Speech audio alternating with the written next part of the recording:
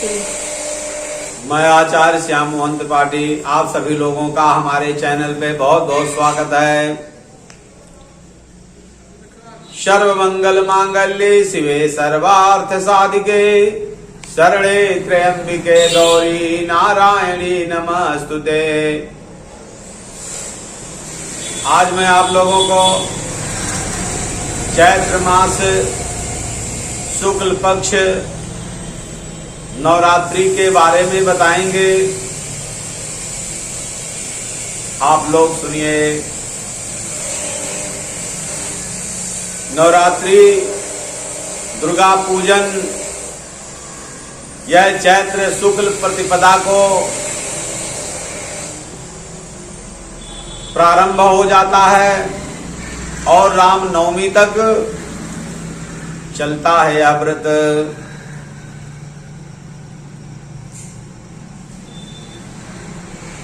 और 9 दिन तक ब्राह्मण द्वारा या स्वयं नव दुर्गा का पाठ किया जाता है।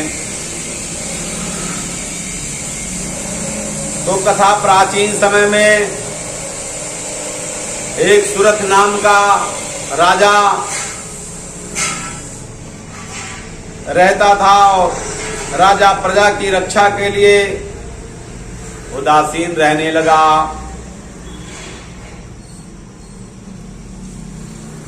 और परिणाम स्वरूप पड़ोसी राजा ने राजा सुरथ के राज्य पर चढ़ाई कर दिया।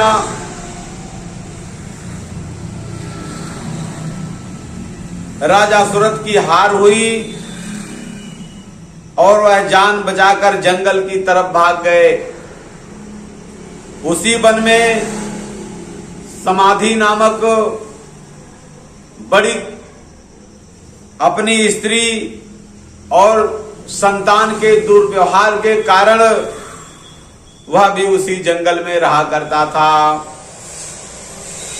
और मणिक समाधि नामक व्यक्ति से राजा सुरथ की मुलाकात हो गई।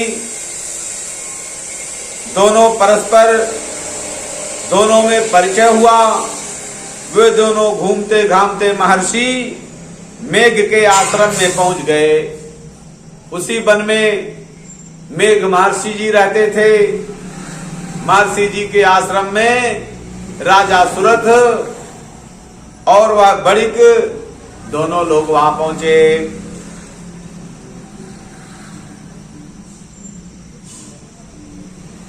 तो जो है महर्षि मेघ ने दोनों से परिचय पूछना चाहा कि आप लोग कैसे आए हैं, कृपा करके बताएं। महर्षि के पूछने पर बड़िक और सुरथ राजा ने बताया कि हम अपमानित हुए हैं अपने बच्चों से, प्रजाओं से, इसीलिए जंगल में चले आए हैं। और संबंधित द्वारा अपमानित होने से, तिरस्कृत होने पर भी हमारे हृदय उस मोह का बना हुआ है। इसका क्या कारण है, इसीलिए आपके पास आए हैं। महर्षि मेघ ने उन्हें समझाया कि हम शक्ति के अधीन होते हैं और आदि शक्ति, विद्या और अविद्या 2 रूप हैं। महर्षि मेघ ने समझाया दोनों को, राजा सुरथ को और बड़िक को समझाया कि हम लोग आदि शक्ति के अधीन हैं और आदि शक्ति के 2 रूप हैं, 2 रूप, विद्या और अविद्या। आदि शक्ति के 2 रूप हैं, विद्या और अविद्या। विद्या ज्ञान स्वरूप है और अविद्या अज्ञान स्वरूप होता है। जो विद्या अविद्या ज्ञान के आदि कारण रूप में उपासना करते हैं, उन्हें वे विद्या स्वरूप प्राप्त होकर मोक्ष को प्रदान करती हैं आदि शक्ति। इतना सुनकर राजा सुरथ ने प्रश्न किया, हे महर्षि देवी,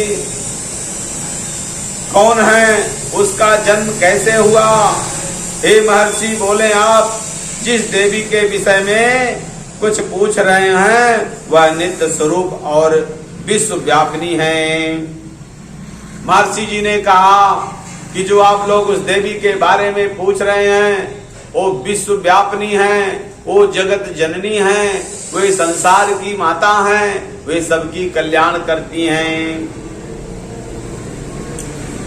उसके बारे में ध्यान पूर्वक सुनो। और अकल्पित के समय विष्णु भगवान ने क्षीर सागर में शयन कर रहे थे,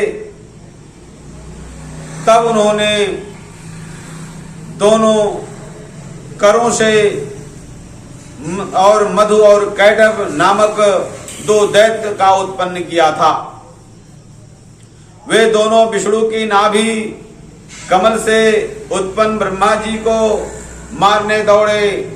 ब्रह्मा जी ने उन दोनों को राक्षस को देखकर विष्णु जी को शरण में जाने की सोची, परंतु विष्णु भगवान ने उस पर उस समय जो है सो रहे थे।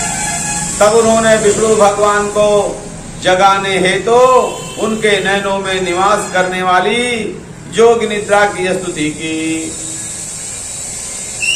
परिणाम स्वरूप तपोगुण अधिष्ठात्री देवी विष्णु भगवान के नेत्र, नासिका, मुख तथा हृदय में निवास कर ब्रह्मा के समान उपस्थित हो गईं।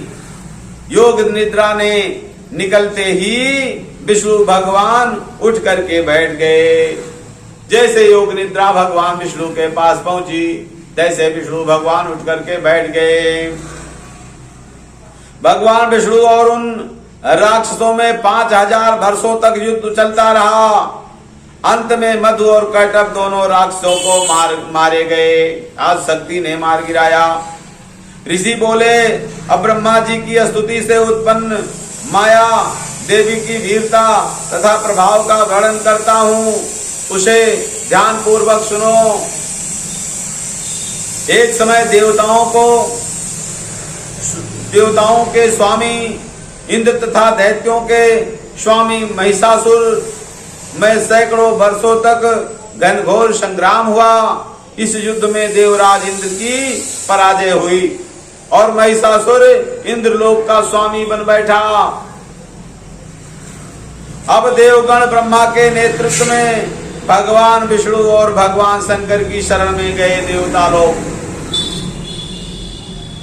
जब महिषासुर देवलोक पर राज करने लग गया, इंद्रलोक पर, तो सभी देवता लोग त्राहिमाम करते हुए भगवान शंकर जी के शरण में गए।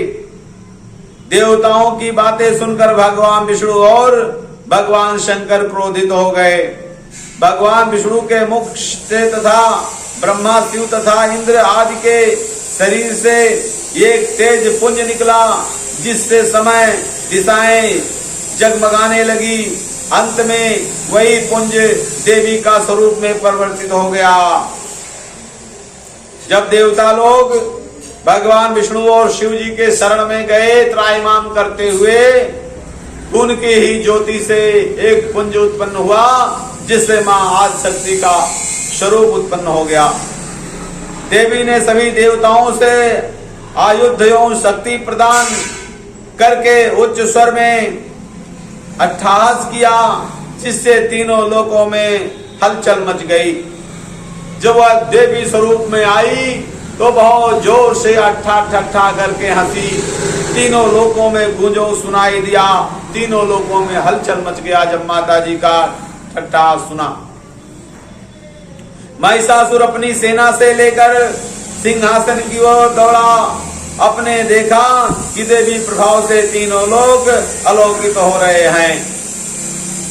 महिषासुर जब दौड़ा इनको देखते हैं तो क्या देख रहा, ये जो देवी प्रकट हुई है, तीनों लोग इनसे अलौकित हो रहे हैं। महिषासुर की देवी ने के सामने एक भी चाल न चल पाई और वह देवी के हाथों मारा गया। महिषासुर को मां दुर्गा जगतजननी ने मार गिराया।